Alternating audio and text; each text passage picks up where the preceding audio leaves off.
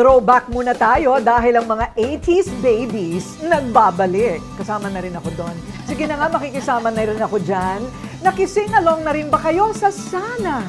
Sana'y pag-ibig na lang ang isipin ng bawat isa sa mundo because original 80s icon Tina Paner is in the house! Hi! Hello! Yay! Ano nga ba yung tono nun? Sige naman, mag-one line ka lang. Okay. Sana pag-ibig na lang ang isipin ng bawat isa sa Ayun! mundo. Yun! Oh, naalala ko na. Hindi ko alam ang mga title. Pero boses, bubuit ka pa nun. Ay nako, super bubuit. Oo, ilang taon ka nung ginawa mo yun? 9 years old. 9? At ang nakakaano lang kasi doon na Miss Karina, nung in-offer na sa akin, sinabi na sa akin na kakantayin ko yung Sana ni Florante. On the spot, pinapunta na ako sa recording studio, pinarinig na sa akin yung song. Pinasok ko dun sa recording booth, nandun si Florante. Siyempre, yung nervous ko. So, parang yung boses ko dun talagang bubuit na bubuit talaga. Ipit. Parang ipit na ipit talaga siya. Oo, 9. 9. Wow, pero buong buo Buong-buo yung boses mo at 9 years old. Nine. I didn't know Florante pala yun. Yes. Ayun. And So, then may basbas kinakanta niya. kanya na. And then kinakanta rin niya I think every time na nagpo-perform siya, yung Sana. He wrote it for you. Yes. Ayun, okay. Tapos pine-perform din niya. Yeah, oo. Kasi lahat yung mga original composition niya, kinakanta niya Right, sa mga right, shows right, niya. right. So talagang, saan ka naman natutong kumanta? Kumakanta ba si Daisy Romualdez? Kumakanta siya sa bahay. Sa bahay! And then si Daddy naman, kumakanta. May boses din si Daddy. Ay, si basketball player, basketball Manny Paner. player, yeah. Kumakanta rin Oo, siya. icon Oo. yan. Icon, Manny Paner. Kasi minsan sinasama ako Oo. para manood. Kaya lang, naninervyos ako kapag ka naglalaban-laban na sila. Tapos nakikita ko na nagkakaroon na ng Baliyahan. parang, naninervyos ako ng gano'n. Ayoko makita. Is your dad still around? He's still around, Yeah, right? yes, yes. Also, nagbabasketball pa rin si Manny Paner? Hindi na rin. Ay, hindi na. Bakit naman ganyan? Papa, lolong-lolo na ba siya? Hindi naman din. Ano lang siya, mahilig kasi siyang mag-alaga ng mga dogs. Wow! Oo, mahilig siya sa mga animals. Mahilig siya sa animals. So nice. yes. Si Manny Paner kumakanta. Si Daddy kumakanta. Oo. Actually, may ginawa kaming duet niyan sa album ko sa Dinah, yes. Pero nung ni-record niya yun, kailangan wala ako. Yun talagang inano niya. Hiwalay kayo dapat? Ni-request niya yun na kapag gagawin ko yung part ko, dapat wala daw ako. Ayun. Ay, nahihiya? Baka ayaw lang niya ipakita kung gaano siya kagaling. Wow, maganda naman lumabas. Yes, oo, maganda. Nakikita mo sila, naririnig, kumakanta. So, doon ba nabuo yung interest mo sa pagkanta? Siguro. Or, nung time kasi na yun mahilig kasi akong makinig sa radyo. And then, ang bilis ko makapick up ng mga kanta. At nakakatawa, mga kantang paborito ko, yung mga olds. Like? Like yung mga songs nila Barbara Streisand, yung mga ganun. Grabe ka naman, old Barbara Streisand. Syempre, nung mga panahon na yun, Parang old na. para sa akin, mas di ba? Oo. Pero, So, birit. mga birit ang inaano ko ng mga, syempre, yung boses ko nung bata pa, sabi nila masyadong mataas daw. So, kaya kahit anong pambirit na song. Oo. Yun. And your favorite song of Barbara is? Woman in Love. Oo. Ay, parang narinig ko ng kinanta mo nga yun. Actually, nandahil sa Woman in Love, doon ako na-discover. Oh, really? Paano? Yes. Paano yun? May family friend kami, si Tita Aurora Salve. Pahilig siyang makinig ng music and then magyayaya siya sa house niya. Sasabihin niya sa akin, Tina, pwede kumanta ka. Eksakto. Favorite din niya yung Woman in Love. So, pinatugtog niya yung -1. Yung panahon na yun, yung pinaka-1, parang yung plaka. Yung plakang player and all. Laser something, laser this, or whatever. So, pinatugtog niya. Ni-record niya yung song. So, yung song na Woman in Love, nilagay sa cassette tape. Panahon pa ng cassette tape yun So, doon ni-record yung song. And then, Itong mami ko naman, dala-dala lagi yung cassette tape na yon. In-invite naman kami ni Tita Norma Hapitana sa Vicor dahil doon siya nag-work. So pinarinig siya, Norma, alam mo ba na yung anak ko si Tina, pakinggan mo yung kantang Woman in Love, ganun siya. Di pinakinggan naman ni Tita Norma. Eksakto naman, parating si Boss Vic.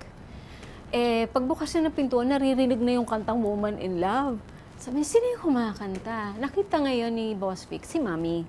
Oh, Daisy, imposibleng ikaw naman yung kumakanta ng Woman in Love, di ba? So, nung nalaman niya, ay, nako, Boss Vic, sabi niya, hindi, anak ko, si Tina, ganyan. From there, sabi niya, kukunin ko siyang recording artist. Next week, magre-recording na siya. Parang ako yung na-shock. Ganun kabilis yung magre-recording ako. Pinarinig lang yung kantang Woman in Love. Next week, magsa-start na akong mag-recording. Ganun kabilis. And then, dun nga, dinala na lang ako sa recording studio. Doon kong pinag-arali yung Sana. Wow! Talaga? Swerte mo rin, ha? Alam mo, Nepo baby ka, ha? Yung mga Nepo baby, yung mga anak ng mga sikat. Hindi naman sa walang talent, kundi talagang medyo mas napapadali. Hindi ba yung pasok sa industriya? Yeah, kasi nandun na yung connection kilala na kasi po. O hindi ka naman nagdalawang isip? Nung una parang, totoo ba?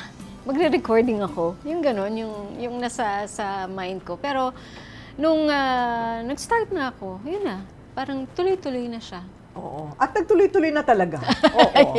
Kahit na walis tambo ang ginagamit niya, kunwaring microphone sa bahay. Oo, hindi ko kasi alam na may nakikinig din pala sa akin. Basta ang mga audience ko noon, yung mga kasambahay namin. And then, sabi nila, kanta ka, sige, kunyari, practice ka, singer ka, ganyan. Binigay nga sa akin yung walis tambo. So, alala ko noon, nandun ako sa sofa, may sofa kami doon na mahaba. Doon ako nakatayo, naka-duster pa nga ako, naka-duster ako. And then, hawak-hawak ko yung walis tambo. Kanta.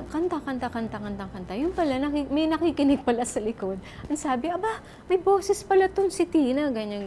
Ay, may audience. May audience. Mga kasambahay. Ang kasambahay namin. Oo. And kapag nandoon ang lola at lolo ko, every time na naririnig nila akong kumakanta, or let's say, nagpa-practice, kasi everyday ang practice ko tuwing hapon, ang lolo ko, naku, asahan mo talaga, pagtingin ko, umiiyak siya. Really? Oo, sabi ko, Lo, bakit ka iyak ng iyak tuwing kumakanta ako? Diyos ko, makakaipon tayo ng nito, isang balding luha.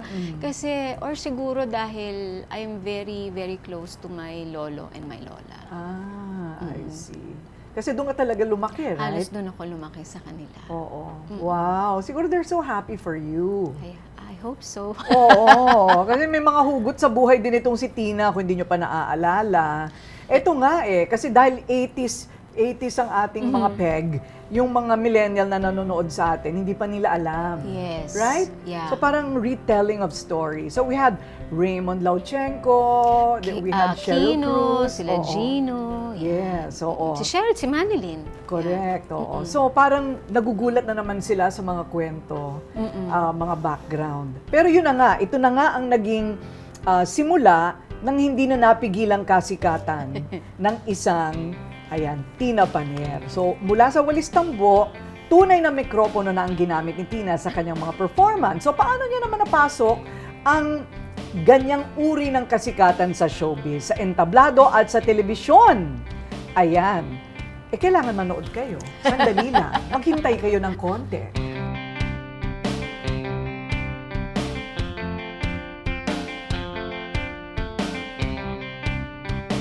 Mula sa pagkanta, hindi pa natapos doon, parang kulang pa ang kasikatan, kaya ayon, pumunta pa sa pag-aartista. Ganun ba talaga noon? Kung singer ka, ngayon kasi usually pag singer, no? Actually, noon, kung singer ka. Kaya lang, hindi talaga yata may iwasan na may mag-o-offer sa'yo ng movie. Oo, so nasa sayo na yon kung tatanggapin mo siya or hindi. Kasi ako talaga, nag-start ako, if ever talaga, gusto ko, kanta lang. Eh, wala. Na-offeran ako ng first movie ko with Nino Mulak, yung One Balutan. Ano yun? Ka-love team mo siya? Parang ganon. Talaga? Oo, under Wonder Films. Produce nila sa kanilang film house. And, yung second movie ko was yung Sinasamba Kita, mga 10 years old, 11 years old ako. Yung role ko naman is yung younger version ni Lorna Tolentino, na kapatid ni Vilma Santos. Pero nagsunod-sunod na yan? Yeah, sunod-sunod tuloy-tuloy na. Tuloy-tuloy na. Tuloy-tuloy na siya. Ano ang paborito mo sa mga yan? Nagustuhan ko yung ginawa kong nung mga early movies, yung kapartner ko, si Gabby Concepcion. Oh, wow! Parang crush mo siya, ha? Hindi naman obvious.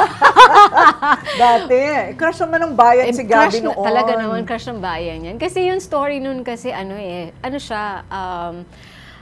apo siya ni Tita Gloria Romero na naka-preserve siya sa isang area. Kanya, dead na siya. So, para lang mabuhay siya, kailangan walang pwedeng humalik sa kanya. Eh, ang nangyari, ang role ko, pumasok ako sa area, kung nasa saan siya, na-curious ako, hinalikan ko ngayon. Doon. Oh, Sleeping Beauty, Parang siya yung Sleeping Beauty, si Gabby. Tapos nagulit ako, ay, nagising. Ay, gano'n. Ayun. Kakaiba, ha? Parang first kissing scene. First kissing scene mo, swerte mo naman, si Gabby Concepcion pa. Yun. Talaga. So, yun ang isa yan sa mga Isa tumatak yan sa mga sa'yo. tumatak. Oo. And sana maulit muli. Sana maulit muli. Yes. And that was shot in America? Yes, in Sanfo actually. Oo. Nabuhay ka ba sa Amerika? No, nagstay lang ako ng couple of months kasi that time, nung nandoon ako sa States, nag-concert ako doon. So, may mga series of concerts. So, laktaw-laktaw yung mga dates. Noong time na natapos na ako for doing the concert, in-offer yung sana maulit muli habang nandoon ako. Bakit mo iniwan yung pasyente? Oh, bago ka, no? Masasanay ka rin. Umpisa lang yan. Oh, ako si Daisy. While doing may nag-offer kasi ng parang recording for me. Under kay Joe Porter Production, which is yung nag-produce nung songs ni Gladys Knight. Pati ka pa nagtuloy-tuloy sa Amerika, Hollywood. Noong time kasi na recording na yun, hindi pa siya talaga fix na yung song. Hindi, rough recording pa lang siya. Oo, and then bumalik na rin din ako sa Manila. Ano bang sikreto para makapenetrate talaga sa abroad? Palagay ko, you have to have management doon, Agent. Sabi nung nag-produce sa akin, sabi niya, yan, isa is kailangan meron kang management. And at the same time, kailangan hindi ka kagaya ng ibang mga singers. Kailangan meron kang uniqueness. Okay. Oo, kasi parang explanation niya, ayaw nila kasi yung gagayahin mo si ganitong sikat na artista. Hindi ka makikilala dahil nakilala ka sa sarili mong style. Oo. So, ganun. Correct. So, itong triplets, kailan yung pinanganak? Triplets talaga. Triplets ba ang tawag sa inyo? Lately nga lang namin nalaman kay Cheryl, hindi pala triplets, sabi niya triplet. Triplet? Sabi namin, hindi na lang kami okay, triplet. Sabi na, paano kaya nangyari yun? Pero yun, actually nag-start yun sa That's Entertainment. Oo. Pero before that, may gumagawa na kami ng movie sa Regal. So halos lahat ng movies doon, 3 kaming magkakasama. Teka muna, ikaw? Ako, Manilyn, and Cheryl. And Cheryl Cruz. Oo. So, nung nag-start si That's Entertainment, middle of that year, na nag-86, nag-try kaming gumawa ng parang production. And then, doon nag-start yung triplet. Successful. Yes. And then, nagkaroon kami ng album. Ang dami niyong fans. Yun. Diba? As in talagang nag-mall tour kami, ha? Yeah. Talagang puspusan kami sa ano namin, sa mall tour namin. Kasi yung kakaiba kasi sa triplets, may voicing kami. Oo, hindi lang yung iisa lang yung tono namin. May mga voicing kami. Every song may kanya-kanya kaming voicing. May second voice, may second third voice, and then Ay, ganon. So, nagtagal yan. How many years? I think mga 1 year something, and then after that, doon na nag-start yung solo-solo na namin. Ayun. So, pero si triplet, nandiyan pa rin. Oo. Nakatulong yan talaga sa inyo as solo artist. As solo artist, yeah. Pero sabi nga ni Cheryl, close pa rin daw kayong tatlo. Yeah. Oo. Actually, yung second son ni Manilyn, inaanak ko. And then yung daughter ko, inaanak ni Cheryl. Oo. So parang ninang sa ninang mga sa mga anak-anak. Yeah. Ayun. Okay. So very ano pa rin naman, very close. So syempre, ang mga fans. Ay nako. Diba? Kasi sila talaga bumubuhay sa inyo, pero sila rin yung nanggugulo. Nanggugulo talaga. Hindi pa nga uso social media noon. Wala pang social media. Kaya mas maganda yung kapanahunan namin kasi ang social media asing wala. I mean, nakikita lang kami kapag meron kami ipinopromote na single or kaya meron kami mga TV shows or may pelikula kami. Yun nga, ang mga fans ang nag-aaway-away. Sobra. Nung time ng That's Entertainment sa Broadway, mababalitaan mo na lang, nag-aaway na sila doon sa baba. Magsasabi na sila, ano nangyayari? Sasabihin ng mga presidente ng mga fans club. Alam mo ba na muntik na kaming at tinutukan kami ng kutsilyo. Sabi namin, ganun katindi ang laban ng mga fans club. Kasi kaya naman sila nag-aaway-away. Yun yung mga panahon ng mga love team. Sinong ka-love team mo noon? Kasi nung first love team ko, si Monching. So, Monday group ako. First kasi, Monday group ako sa Dats. So, ang kasama ko sa Monday group, si Monching, ako, si Lotlot. So, first love team ko, si Monching. And then, nagkaroon ng love team si Monching with Lotlot. So, yung mga panahon na yon, asing naglalaban-laban, nag-aaway talaga. Maririnig mo sa loob ng Broadway, sigawan ng Lotlot Monching, sisigaw naman tong sa akin, hanggat sa pumasok ngayon sa Monday Group, si Chris Villanueva. So kami ang nag-love team.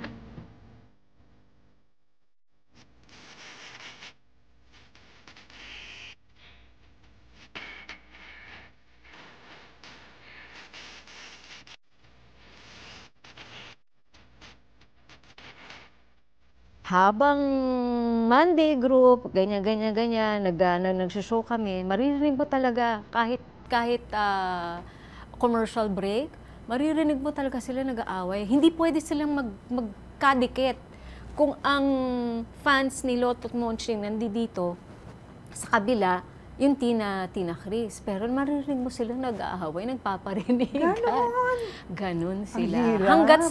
Hanggat sa aabangan kanila sa baba. Yung ganon. Kaya sobrang ang mga fans na ipaglaban ka, sobra din yung mga fans noon kapag nagmahal sila sa'yo.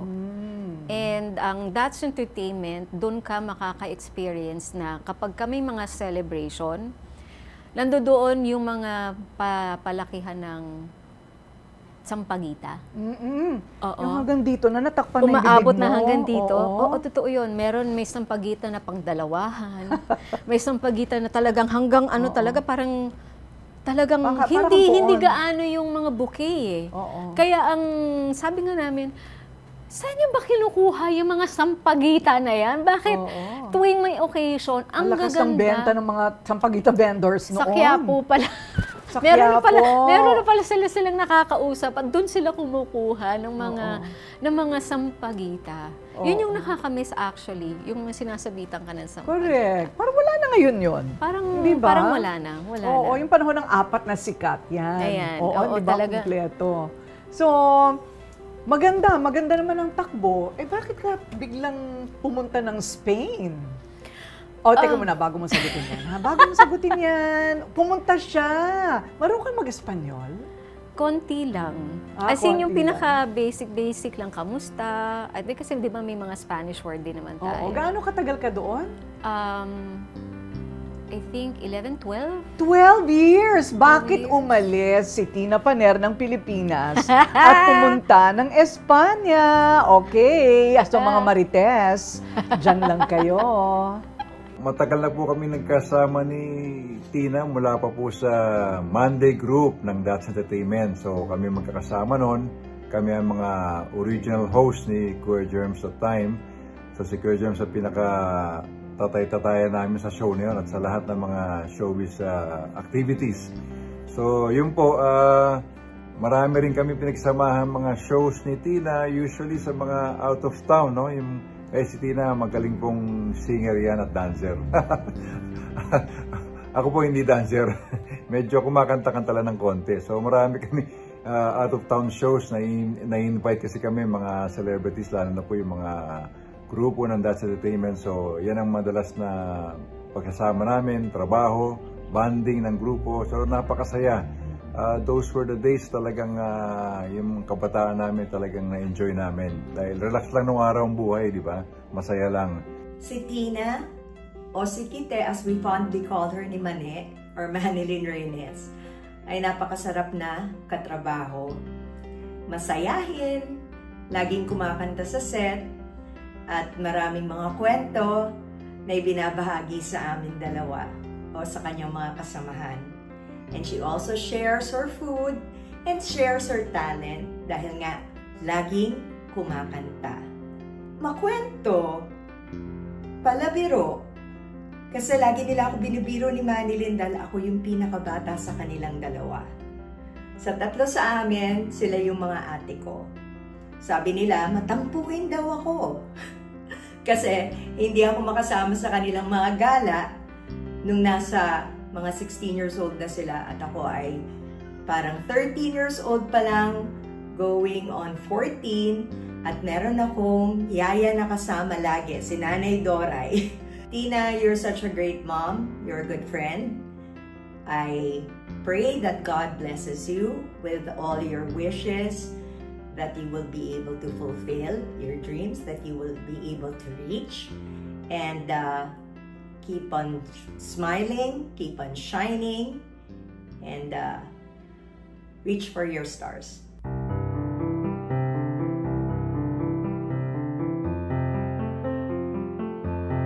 At eto na ang pinaka-juicy na part ng ating kwentuhan. Yung mga personal, yung super personal, tapos na namin pag-usapan, hindi na namin uulitin, bawal. Okay. Yung pwede lang pag-usapan. Halimbawa, kailan siya umibig? O ayan, kailan ka natisod? Kailan ako natisod? Unang tisod ko, bata-bata pa ako. Why not? Bata-bata pa ako, Oh. actually. Well, mga 15. Yan, yun yung first love. Ay, pareho tayo. First love. Tapos, after the first love, ito na naman. Natisod na naman. Teka, sinong first love mo? Ano sabihin? May asawa na siya? Alam naman na nila yun kung sino Sino yun. ka? Ako na lang di diba? nakakaalam. Sino? Well, actually, yung first boyfriend ko was Monching. Monching. And then, Oo. yung second is yung kay Chris, yung mga panahon naman ng mga 18, 19. Talaga nagkakatuluyan ba ang love team? Hindi. Sa'yo lang? sa experience ko, hindi. Pero sa'yo nangyari. And then, hindi rin naman. Kasi, yung huli talagang walang ano rin talaga. Baka talagang meant lang talagang hanggang dun lang. Hanggang doon na lang. Okay. Oh, and then, so, yung Yun. pinaka makamandag mong tisod? Pinaka makamandang tisod, binigyan naman ako ng napakagandang regalo. Ayun. Yun What's naman her name? Her name is Christiel. Christian. Okay, so, yun po ang yun ang dahilan kung bakit siya Arriba, España. Arriba, España. Arriba, Por qué? Cuánto, cuándo. Okay. Anyway, nagpunta siya ng Espanya kasi sumunod ka kay Boy. Mhm. And ang tagal mo doon. Yeah. Anong ginawa mo sa Spain? Ah, Did you like Spain? Yeah, kasi tahimik, kakaiba. Syempre, first time mo lang sa lugar na yun, and then iba yung dialect nila. Ang laking adjustment. Kaya ko sinabing tahimik kasi walang papansin sa'yo. As in, normal kang tao. Kung saan mo gusto pumunta, maglakad ka dyan, go. Kasi hindi masyadong maraming Pinoy. Actually, marami Marami din. rin? Kaya lang, malalayo yung ibang areas. Kung gusto mong pumunta sa talagang nandoon lahat yung Filipino, dapat doon ka sa sentro. Sa center mismo, sa Catalunya. Okay. And you were there? Yeah. Oo. Dahil doon din ako nag-part-time. Ayun. Okay, kaya hindi siya na masyado natutong mag-Espanyol, un poco only. Pero pag worst comes to worst at wala akong makakausap na iba, nakakapagsalita ako kahit na baluktot. So, hindi naman pwedeng talagang wala kang kaalam-alam. Kung hindi, magugutom ka. Ano yung gutom na ako in Spanish? Nako, anak, paano ba yun? Gutom ako in Spanish. Anak, paano nga? Tengo hambre. Ay. Meron kang interpreter. Yung anak mo, doon na nag-aral. Doon siya pinanganak, actually. Oo, at doon na Oo, nag-aral. doon siya nag-aral. Okay. Para mo palang saklay yung anak mo, kung hindi mawawala ka doon. Ganun na nga. Mabebenta ka ng buhay. Wow, but 12 years, ah. What's the best part? Ano ang best part of your life in Spain? Pagiging mother. Yes. Kasi na-experience ko yung maging hands-on Yes. sa anak ko. Yung ikaw yung magpapaligo, ikaw yung magpapakain, tapos dadali mo sila sa park para maglaro. And first time ko rin ding ma-experience kasi bago kasi siya pumasok sa school, tawag nila doon P3, kailangan, alam na hindi po pwedeng naka-diaper sila. So, kailangan pag pumasok sila, marunong silang magsabi sa teacher nila na pupunta sila sa restroom para mag-pee. So, talagang tiyagaan lang. Ang ginagawa ko, bago siya matulog sa gabi, 8 o'clock, punta muna kami ng restroom. And then, pag matutulog na siya, gigisingin ko siya kahit na inaantok siya, kailangan every 4 hours gigisingin ko siya, bubuhatin ko siya para lang masanay siya na dadalhin ko siya sa restroom. Para pagdating ng school, hindi niya na kailangan Hirap din, ah. Mahirap. Mahirap din. Oo. May yaya ka doon? Wala. Wow. Mahal ang may yaya. Oo. So, pero aside from being a mom, so ano yung mga pinasok mong racket doon? Anong mga trabaho ang pinasok mo? Nagpa-part-time ako kasi nga I have my daughter. That time, nung nag-part-time ako, mga 6 months pa lang siya, 6 or 7 months. So, ang kasunduan lang namin talaga is kung kukunin mo ako as part-time, dala-dala ko yung anak ko. So, kailangan nasa field lang ako para dala-dala ko siya. Mag-iikot-ikot ako doon. That's it. Okay. And then, kapag kami mga manggagaling from Manila para it's either mag-shoot or mag-show, ako yung kinokontak nila for the permit. Oo. And all. I see. So parang kang naging coordinator for Philippine productions. For production. O di masaya rin, at least, Masaya, diba? di kasi sa tagal nga nang sa Barcelona kami, kapag kami mga bumibisita, nakakatuwa. Oo, dahil nakikita mo sila, nagsistay sila ng ilang weeks. Kaya lang, pagka alam mo nang paalis, nakakalungkot. Oo, nakakalungkot na, ay, may aalis na naman. Ito na naman, dito lang. Hindi mo naisip na bumalik and revive your career? Nung time kasi na yun, parang happy ako na nandoon ako. Dahil kahit naman hindi ako that time umuwi, nakakapag-show ako sa Filipino community, sa iba-ibang places. And you get paid? Yeah. Ayun. So may ano rin, may Merong- outlet ka. yes. So, meron din akong sideline. Oo. O si ano naman, yung iyong daughter, kumakanta rin ba? Kumakanta siya pero mas focus siya sa studies niya. Ah, gano'n. Yeah. Oo nga, kasi frustrated doktora pala itong si ano, Tina. Pero nung nakita ko na dugo, na akala ko totoo, yun naman pala ano lang, kunywa-kunyari, hinimatay ako. Ay. Nagulat ako, nandun ako sa isang room. Oo. Sabi ko, ano nangyari? Yung pala, dahil doon. So sabi ko, hindi ko na pinangarap maging doktora. Ayun, ayaw Hindi ko na. na. Singer na lang ako, singer. Kanta na lang. Oo, kakanta na lang ako. Pero itutupad yan ng iyong anak, sabi mo. Well, Ilan taon na ba siya? she's 22 years old. Yeah, she's Oh. 22. Okay, and she wants to be a doctor. Yeah, that's what she wants dahil gusto rin niyang matupad din yung pangarap din ng lolo niya. Yeah. So ayan na. So ito na nga, pag-uusapan na natin ang pamilya. Kasi sabi nga nila, Tina, yung madalas, kung ano yung pinanggalingan natin, may manifestation sa kung paano tayo maging nanay. Halimbawa ako, napaka-hard ng mother ko sa akin. Baligtad naman ako sa mga anak ko ngayon. Same. Ako si Miss Yes, Yes, Yes. Good cop ako. Same. Si Mar yung bad cop. So, tatanungin din kita about that. Kasi medyo makulay ang kabataan ni Tina Paner. Malalaman ninyo sa ating pagbabalik. I would say that she's a very cool mom. And actually po kasi we're like best friends. Parang we get to talk about anything, anytime. And she's very kind. And she gives me the freedom po to decide for myself and allow me to grow. And one of the things that I admire po of her is how hardworking she is. Kasi despite of being tired from work, she still makes the time po to prepare my food and drive me to school. And hindi po siya nagrereklamo po kahit ganun kasi she does everything for me out of love. My message for my mom is, I want to thank you for all the sacrifices that you have made for me, and I'm really, really thankful to have a mom like you. I'm very lucky, and remember that I am always here for you and that I am also very proud of you. I love you, Mommy.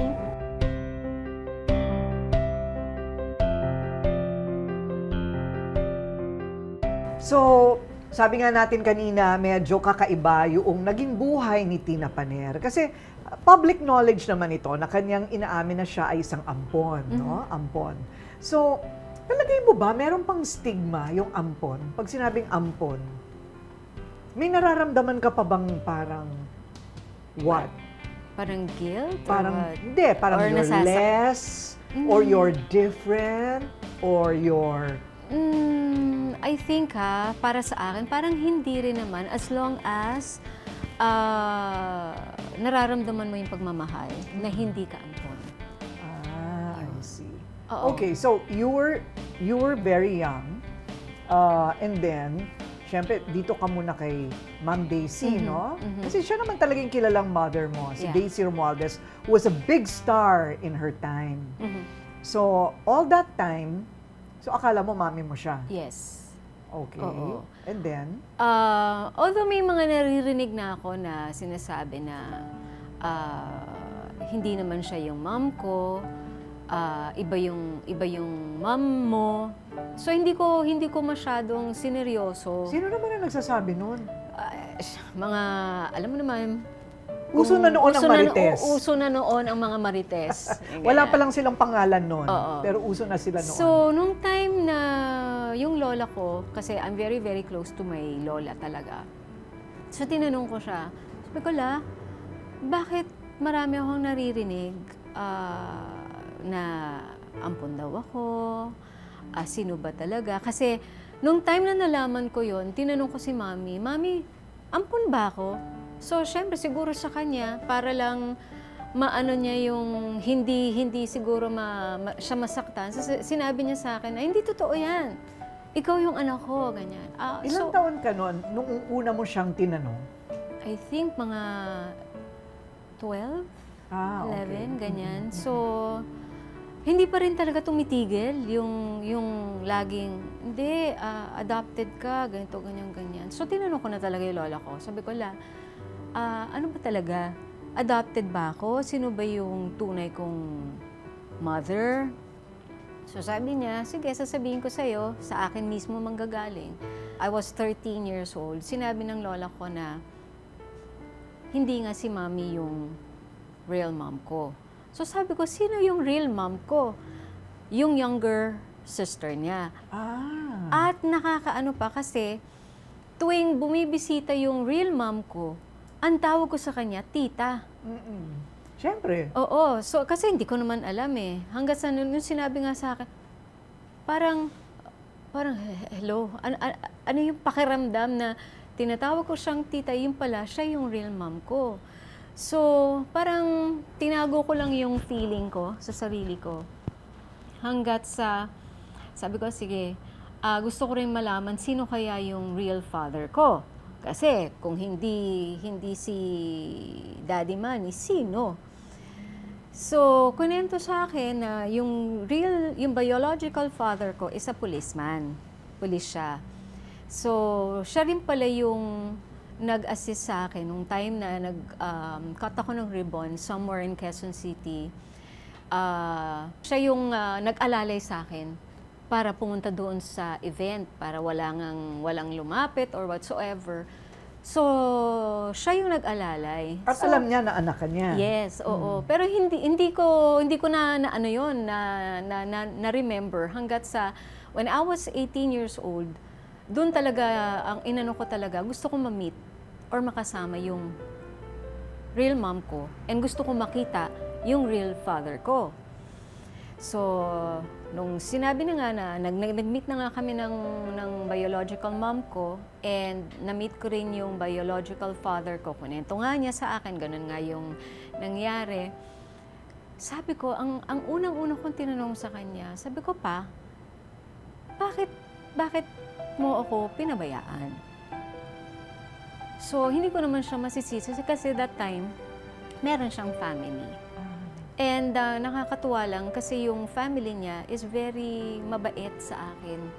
As in good terms kami, even yung stepbrother ko sa father's side. Oh, nice naman. Yeah. Oo. Even my two siblings sa biological mom ko, okay naman kami. So, nung kinakausap mo siya, naiiyak siya o ano? Yung dad mo? Yung dad ko. Siguro dahil Astig hindi niya papakita na oo. Pero ang reason lang niya kasi is very complicated. Oo. Hindi po pwede kasing yung time na yon kasi pagka nalaman ng mami mo, magagalit yon. Ganun. So ngayon, yung mom mo naman, ano naman ang komprontasyon mo sa biological mom mo? Same din question. Parang ganon din ang inano ko sa kanya, bakit hinayaan mo ako mapunta sa ibang family? Bakit hindi mo ako pinaglaban? Or bakit hindi mo ba ako gustong makasama? Yung ganong mga tanong sa kanya. Siyempre, kailangan kong tanggapin yung answers nila. Kasi bawat sa side ng mom ko, sa side ng father ko, may kanya-kanya silang family. In which is, I need to understand. Oh, okay. And parang bayani rin naman yung mom mo, Daisy, si Mommy Daisy. Yeah, oo. Kasi kinuha ka niya, hindi ba? Mhm. At pinalaki ka niya. Pinalaki naman niya ako, yes. Right. So, naging naging usap-usapan din sa showbiz at one point, estranged na kayo ng Mommy Daisy mo.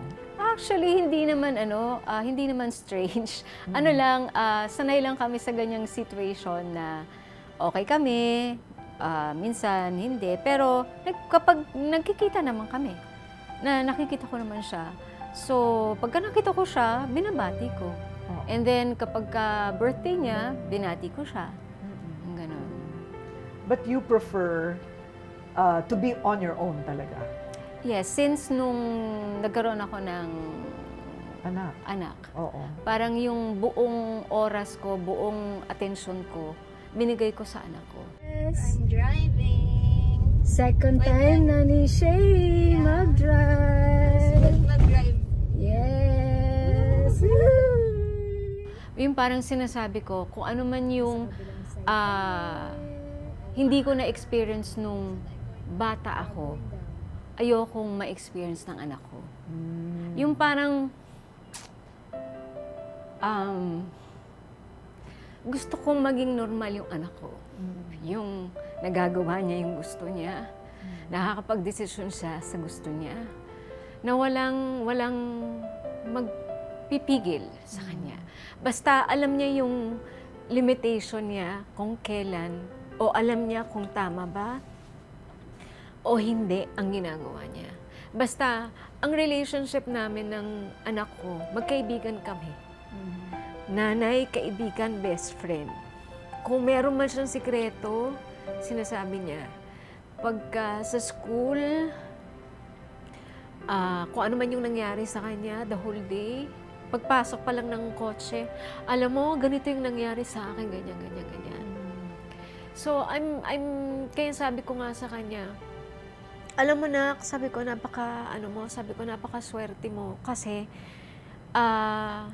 hindi man ako perfect na mother, maibigay ko lang 100% yung support, yung pagmamahal ko sa'yo. Masaya na ako. Yung bago yung kaligayahan ko, gusto ko muna sa kanya. Yeah. Yung luha mo, saan ang gagaling yan? Dahil sa hirap na pinagdaanan ng kalooban mo? Siguro. Siguro, ano? Yeah. Tapos parang pilit ka nagpaka-strong? Well, kailangan ko kasing maging strong para sa anak ko. Kasi parang ang reason ko is, although I'm very, very thankful dahil I have a best friend na tinuring kong pamilya, tinuring namin pamilya, kasama namin sa pamilya, kasama ko siya sa Barcelona. So, siya talaga yung parang, talagang isa ring tumulong sa akin para mapalaki ko ng maayos yung anak ko. So, I'm very, very thankful for her. Kahit na alam kong may mga iba na ayaw sa kanya, na sinasabi na, ano yan, ganito, ganyan, ganyan. No, hindi na kasi nila alam na yung sakripisyo din nung best friend ko pagdating sa amin. Actually, parang second mom na ng daughter ko yun. Actually, yung pa nga ang medyo konting, may pagka-konting stricto. Oo. Yun. Oo. So, pero nalaktawan mo naman. Well, Feeling mo nalaktawan mo na yung pinakamahirap na part. I think, She's 22. yeah. Pre-med. Yes. O, hindi ba? Oo. Basta, sabi ko lang sa kanya, sabi lang namin lagi sa kanya, paalala, kung yan yung gusto mo na career, go for it. Nandito lang kami. Nandito ako. Hanggat kaya ko, hanggat kaya namin, susuportahan kita, susuportahan ka namin. So, ang pangarap mo para sa kanya ay basta't magawa niya yung gusto niya at magiging maligaya siya sa ginagawa niya. Yes. Ayun. Kasi yun naman kasi yung importante. So, ano pinagkakaabalahan mo ngayon? Well, may ginagawa kami sa kabilang channel yun actually. Isang teleserye, Slay, yun yung title, with Mikey Quinto, sila Isabel Ortega, si Julian Sonase, and Gabby Garcia. And then, meron din kaming every Saturday, once a week, isang youth-oriented show, which is yung Maka. Every Saturday naman siya. Busy ka rin pala, pa rin. Kailangan. Oo, kailangan. Oo. Kailangan. Hindi, negosyo ka din. Negosyo hindi, pero nagla-live stream ako. Live stream? Ano binibenta mo? Hindi ako nagla-live selling, hindi ako marunong diyan. Live stream. Kumakanta. Kanta-kanta. Kumakanta. Kumikita ka rin dyan. Kapag natutuwa sila, may Oo, binibigay pambayad ng sila. kuryente. May binibigay silang regalo. Well, sa akin naman kasi hindi ko ginagawa yung pagla-live stream is para kumita ako. No? Ginagawa ko yun dahil yun yung passion ko, yun yung love ko kasi kumakanta ko. Gaya nga ng sabi ko, first love ko talaga is singing. Sana'y hindi. Ayan. So, ginagawa ko yun dahil gusto ko.